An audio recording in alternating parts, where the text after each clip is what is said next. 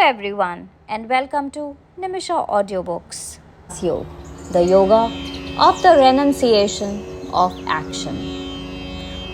Arjun said, "O Krishna, you talk of the renunciation of action, but then again, you also speak of Karma Yoga, the way of selfless action. Please tell me clearly which of the two is the best." Bhagwan Shri Krishna replied, "Both renunciation of action and the performance of selfless action give the highest benefit. Yet, of the two, the path of selfless action is higher than the renunciation of action. O mighty armed one, Arjun, you should understand that one who is free of hatred and material desires is a true renunciate, that is, sannyasi. He is beyond duality and is easily liberated from material bondage. Those who are immature or devoid of knowledge state that the path of renunciation and the path of karma yoga are different.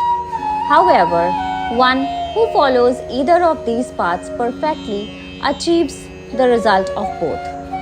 That state which is achieved by renunciation is also attained by karma yoga. One who sees these two systems as one and the same actually see things as they are. O mighty armed one, Arjun, without karma yoga, renunciation is a cause of misery. However, the wise man that performs karma yoga quickly attains the absolute truth. One who is pure engages in karma yoga and controls the mind and the senses. Although he engages in action, he is never contaminated and he is filled with love for all the living beings.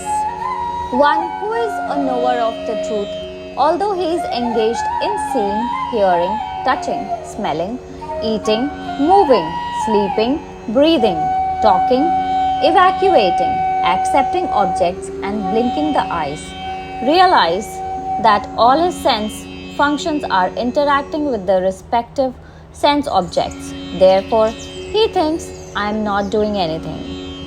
One who gives up all the attachments and acts by offering all his actions unto the Supreme is never contaminated by any impiety, just as a lotus leaf is never touched by water. By giving up all attachments, the Karma Yogi performs actions through the medium of the body, mind, intelligence, and senses simply for the purpose of self-purification. The Karma Yogi, giving up the results of his actions, attains everlasting peace. However, the selfish worker, being attached, desires the result of his actions and therefore becomes ensnared. By mentally renouncing all actions, a sense-controlled living being can happily reside within the material body, neither acting nor causing others to act.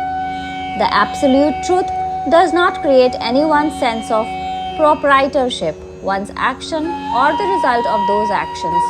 All this is enacted by the modes of material nature. The superconsciousness does not accept anyone's pious deeds or their impious deeds. Living beings are bewildered because their knowledge is covered by ignorance.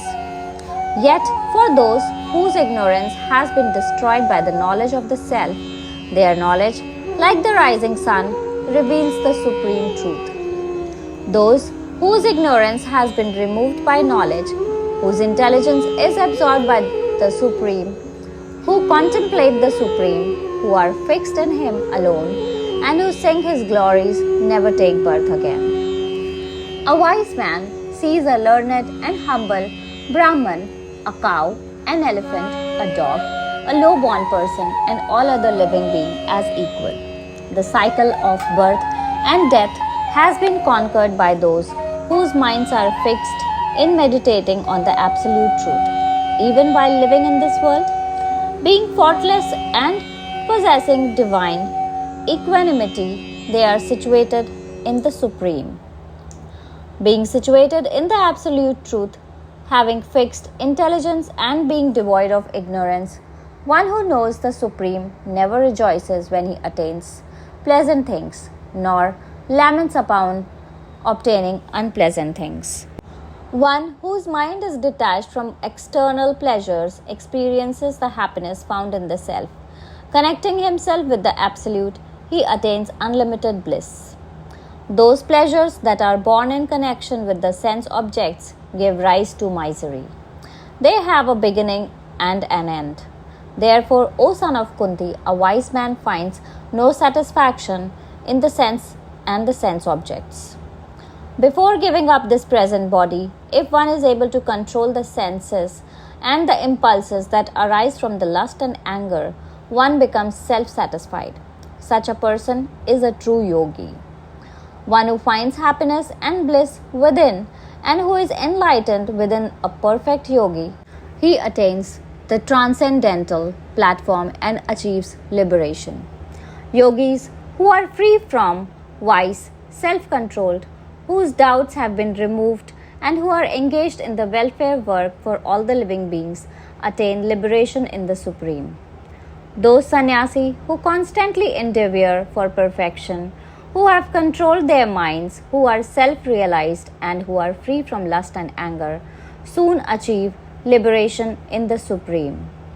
The yogi who shuts out the external sense objects and fixes his concentration between the eyebrows, stabilizing the inward and outward breaths that flow through the nostrils and thus controls the senses. The mind and intelligence is dedicated to the attainment of liberation. He is never bound by desires stemming from lust, fear, and anger, and is certainly always liberated.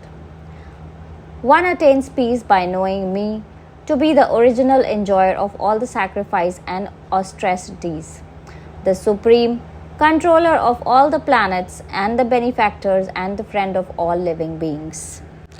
Om Tat Sat. Thus ends Chapter 5 entitled Karm Sanyas Yoga from the conversation between Sri Krishna and Arjun in the Upanishad known as Shreemad Bhagwad Geeta, the Yoga Shastra of divine knowledge, from the Bhishma Parv of Mahabharat, the literature revealed by Vyas in 100,000 verses. Thank you.